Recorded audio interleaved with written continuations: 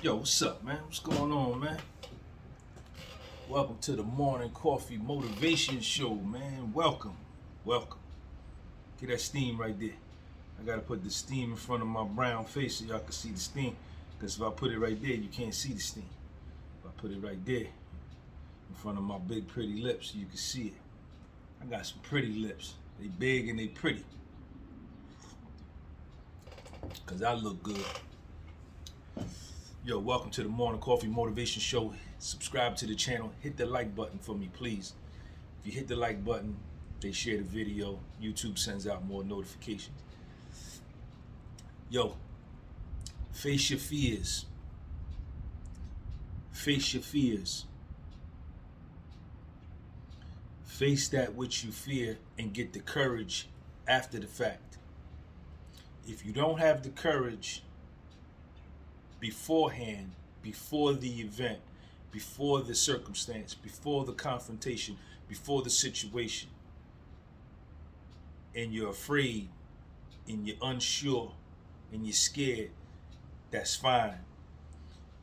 But do it anyway. You face your fear, and after you confront that situation, you face that issue, you face that fear, you're going to get the courage after the fact, and you're going to realize that you really had nothing to fear from the beginning. You know, we in life, you know, fear is a natural it's a natural reaction, right? Psychologists will tell you that there's two reactions to situations that are unknown: fight or flight. Fight or flight. These are natural reactions, and you know, being afraid is not a sign of weakness. No. You're just afraid. That's a natural reaction. Any situation anybody's put in, especially if you're doing something for the first time, the unknown, there's going to be fear.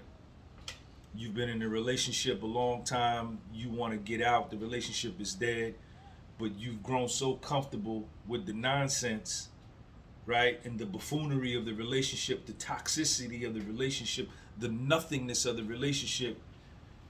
You know what that is, so you don't fear that. But to say, I'm leaving this situation, I'm going to get this divorce, I'm going to leave this person, and I'm going to start a new life, there's a lot of fear because you don't know what's going to happen. It's the unknown. I'm going to tell y'all a story. My first day in federal prison, I was scared to death. I was scared to death. I had to self-surrender. I'm from New Jersey. I had to report to federal prison in West Virginia. So I had to catch a one-way flight from Newark, New Jersey to Charleston, West Virginia. And then I caught the bus from Charleston, West Virginia to Morgantown, West Virginia. I had to be at Morgantown on Monday before 12 noon. I dropped little Sean off by his mother Friday afternoon.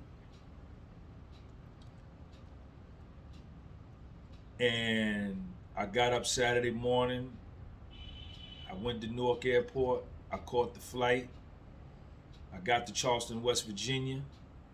I rented me a hotel room. That was Saturday night. Sunday night, I woke up and I caught the bus from Charleston, West Virginia to Morgantown, West Virginia. Got a hotel room Sunday night, woke up Monday morning, called the cab and told the cab driver, take me to prison. Take me to FCI Morgantown, and he drove me over there. Took me to the post office first, and then we went to Morgantown.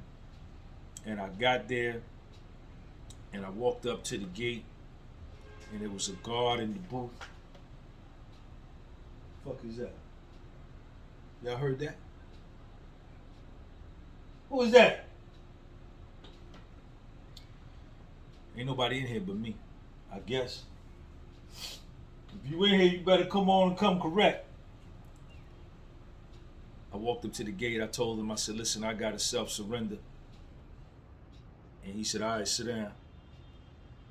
And I sat up there at the gate, and a lot of the inmates that had worked off the compound, that worked in the city, were coming back on the compound. They were all dressed in their khakis, and I'm looking at them, and it's dawning on me that I'm getting ready to go into this prison, and I got scared.